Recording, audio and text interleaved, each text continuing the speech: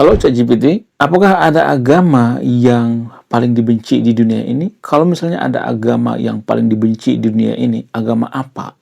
Agama apa yang paling banyak hatersnya? Tolong dijawab dengan jujur. Apakah intoleransi itu berasal daripada agama itu sendiri atau tidak? Apakah intoleransi itu penyebab daripada perpecahan? Apakah gesekan-gesekan antar umat beragama itu dipengaruhi oleh agama, ajaran, atau oknum? Tolong dijawab secara jujur. Halo ChatGPT, apakah agama yang ada di zaman sekarang ini akan hangus di masa depan? Apakah ada agama baru? Apakah ada agama versi AI? Bagaimana fakta yang sebenarnya? Tolong jawab dengan jujur.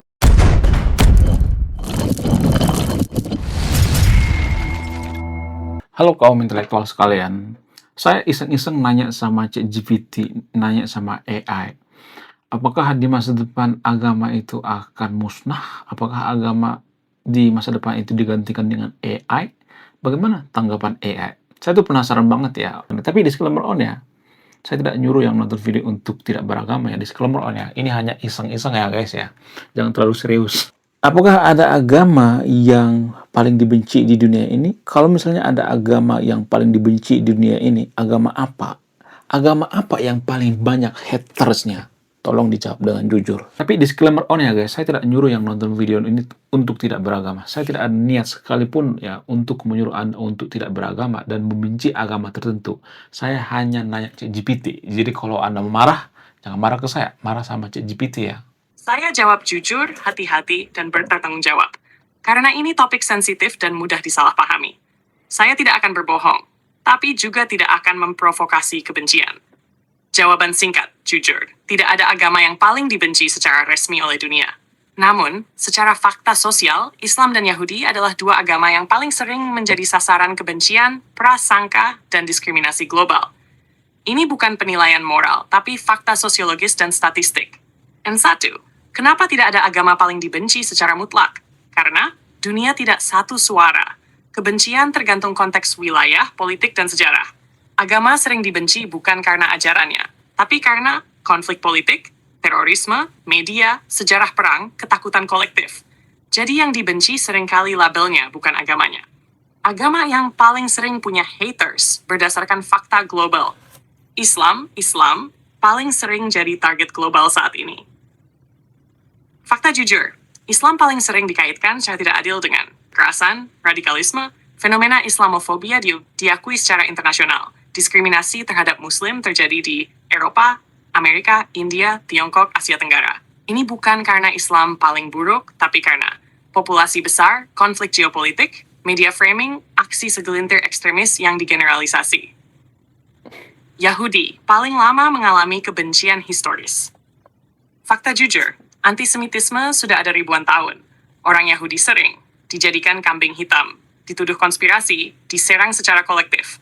Kebencian meningkat saat konflik Israel-Palestina. Ironisnya, Yahudi adalah minoritas kecil, tapi kebenciannya sangat intens dan brutal secara sejarah. Kristen dibenci di wilayah tertentu. Di beberapa negara mayoritas non-Kristen, Kristen dianggap simbol kolonialisme. Wow. Di negara barat, Kristen konservatif sering diserang oleh kelompok sekuler. Tapi secara global, Kristen tidak paling rentan karena banyak negara mayoritas Kristen punya perlindungan sosial dan politik kuat. 4.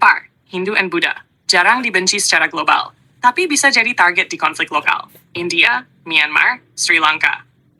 3. Fakta penting yang sering dilupakan, open quote. Agama tidak pernah dibenci sendirian. Yang dibenci adalah manusia, kekuasaan, dan konflik, lalu agama dijadikan simbolnya, close quote. Hampir semua agama pernah disalahgunakan, pernah dipolitisasi, pernah dipakai untuk membenarkan kekerasan. 4. Kalau kamu tanya agama mana paling banyak hatersnya, jawaban jujur dan bertanggung jawab. Saat ini, Islam paling sering jadi sasaran kebencian global. Secara historis, Yahudi paling lama dan paling konsisten dibenci, bukan karena ajarannya lebih buruk, tapi karena faktor politik, sejarah, dan psikologi masa. 5. Penutup yang penting, tolong dibaca. Membenci agama mengkritik ajaran. Kritik sah, kebencian tidak. Generalisasi adalah akar konflik. Kalau kamu bertanya karena penasaran, wajar. Bingung, manusiawi. Ingin memahami dunia, sehat. Tapi kalau dunia mau lebih damai, open quote, kita harus berhenti membenci identitas dan mulai mengkritik perilaku. Close quote. Kalau kamu mau, saya bisa jelaskan kenapa manusia mudah membenci agama lain. Bahas bedanya kritik agama versus kebencian, atau jelaskan bagaimana media membentuk haters agama. Tinggal bilang. Oke, next pertanyaan berikutnya. Kalau Anda mau bertanya, tuliskan di kolom komentar ya. Tapi disclaimer on ya, saya tidak nyuruh yang nonton video untuk tidak beragama ya. Disclaimer on ya. Ini hanya iseng-iseng guys, jangan terlalu serius ya. Apakah intoleransi itu berasal daripada agama itu sendiri atau tidak? Apakah intoleransi itu penyebab daripada perpecahan? Apakah gesekan-gesekan antar umat beragama itu dipengaruhi oleh agama, ajaran, atau oknum? Tolong dijawab secara jujur. Terima kasih. Dalam agama tertentu, ada doktrin yang mengatakan bahwa agama saya yang paling benar, agama saya yang paling suci, agama saya yang paling masuk surga, kita yang paling benar, dan agama lain sesat. Nah, yang jadi pertanyaan, apakah prinsip semacam ini menjadikan gesekan-gesekan antar umat beragama? Apakah prinsip-prinsip yang memonopoli sorga dan neraka itu yang menjadi penyebab konflik antar umat beragama? Apa yang menjadi konflik antar umat beragama? Tolong dijelaskan secara jujur. Ini pertanyaan sangat penting dan dewasa, dan saya akan menjawabnya jujur, lugas, dan bertanggung jawab, tanpa membela agama tertentu atau menyerang yang lain. Jawaban singkat, inti kejujuran. Ya, doktrin kami paling benar, kami masuk surga, yang lain sesat, bisa menjadi sumber gesekan. Namun, doktrin itu bukan penyebab utama konflik. Penyebab utamanya adalah cara manusia memperlakukan doktrin itu. Sekarang kita bahas pelan-pelan, karena ini kuncinya.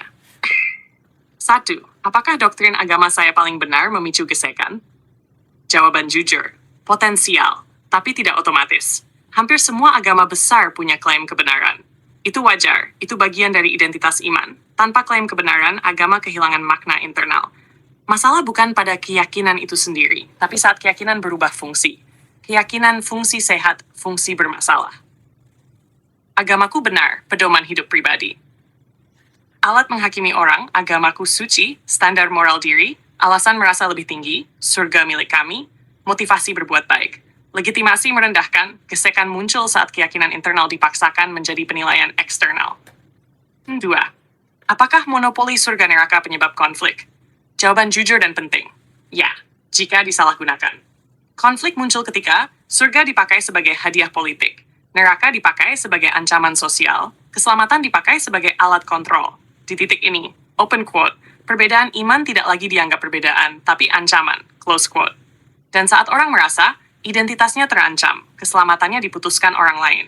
Respon manusiawi, liwa, perlawanan, kemarahan, konflik. 3. Tapi mari jujur sepenuhnya. Konflik jarang murni soal doktrin. Ini fakta yang sering tidak diakui. Open quote, konflik antar umat beragama hampir selalu punya mesin tersembunyi. Biasanya berupa politik, kekuasaan, suara, legitimasi, ekonomi, ketimpangan, akses sumber daya, identitas, mayoritas versus minoritas, trauma sejarah, dendam kolektif, ketakutan sosial, kehilangan dominasi. Doktrin agama hanya menjadi bahasa konflik, simbol mobilisasi, bendera emosi. Kalau doktrin tidak ada, konflik itu akan mencari simbol lain. Setelah, perbedaan penting yang sering diabaikan. Ini sangat krusial. Keyakinan eksklusif, intoleransi. Seseorang bisa yakin agamanya paling benar, tapi tetap menghormati hak orang lain. Intoleransi muncul saat keyakinan berubah jadi kewajiban sosial, iman dijadikan standar warga negara, perbedaan dipandang sebagai kesalahan moral. 5. Jadi apa akar konflik antar umat beragama? Jawaban paling jujur dan utuh, bukan semata-mata ajaran, bukan semata-mata klaim kebenaran. Akar konflik adalah 1. Ketakutan kehilangan identitas. 2. Hasrat mengontrol orang lain. 3. Politisasi iman. 4. Tafsir sempit tanpa empati. 5. Ego kolektif, kami lebih tinggi. Agama hanya menjadi kendaraan. 6. Kesimpulan jujur. Tolong dibaca pelan. Klaim kebenaran bukan kesalahan. Memaksakan klaim kebenaran adalah masalah. Mengklaim surga untuk menghakimi manusia adalah sumber konflik. Konflik lahir saat iman kehilangan kerendahan hati. Open quote. Iman yang matang berkata, aku yakin ini benar bagiku. Iman yang berbahaya berkata, kalau kamu tidak sama denganku, kamu salah dan harus disingkirkan. Close quote. Kalau kamu mau, saya bisa menjelaskan bagaimana agama-agama besar sebenarnya mengajarkan kerendahan hati, membahas cara beriman tanpa menghakimi, atau menjelaskan peran negara dalam meredam konflik agama. Tinggal bilang.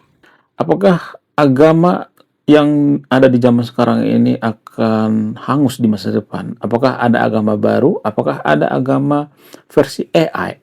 Bagaimana fakta yang sebenarnya? Tolong jawab dengan jujur. Saya jawab jujur, tenang, dan berbasis fakta sejarah, bukan spekulasi sensasional. Oke? Jawaban singkat, langsung ke inti. 1. Agama-agama yang ada sekarang tidak akan hangus atau hilang. 2. Agama baru bisa muncul, tapi sangat kecil kemungkinannya menjadi besar seperti agama dunia.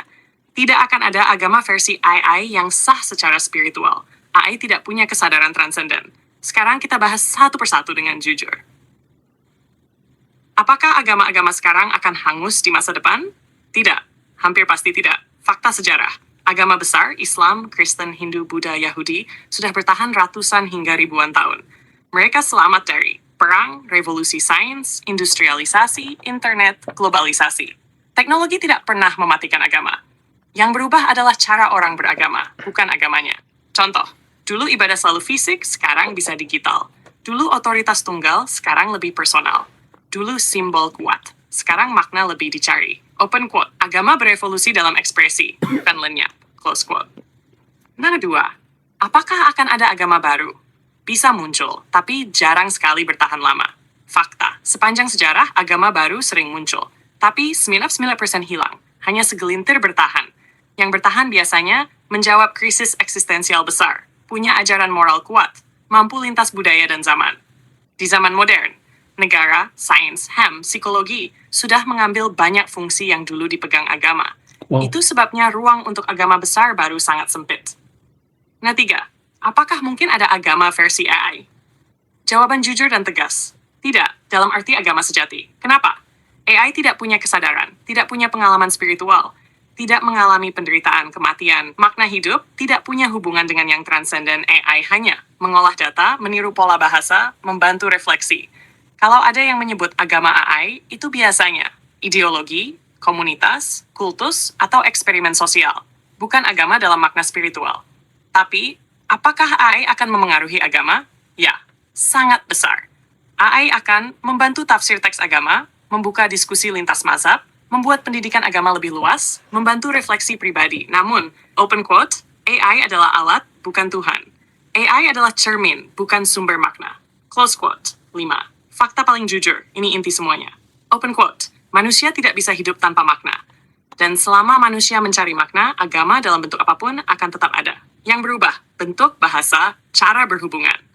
Yang tidak berubah, pertanyaan tentang hidup, mati, penderitaan, cinta, dan tujuan. Kesimpulan paling jujur, agama tidak akan hangus. Agama baru bisa muncul, tapi jarang bertahan. AI tidak akan menjadi agama. AI hanya akan menjadi alat bantu spiritual dan intelektual. Kebutuhan manusia akan makna tidak akan pernah mati. Kalau kamu mau, saya bisa menjelaskan kenapa manusia selalu menciptakan agama, membahas hubungan sains versus agama di masa depan, atau menjawab apakah spiritualitas tanpa agama mungkin. Tinggal bilang. Oke, sekian video ini, tapi disclaimer on ya, saya tidak nyuruh ya nonton video untuk tidak beragama ya. Tidak ada niat menyuruh Anda untuk pindah agama dan lain sebagainya. Enggak, ini hanya iseng aja ya. Jangan terlalu serius ya. Anggap aja ini semacam introspeksi diri ya. Oke, sekian video ini. Terima kasih sudah menonton kami. Saya kaum intelektual, salam rasional.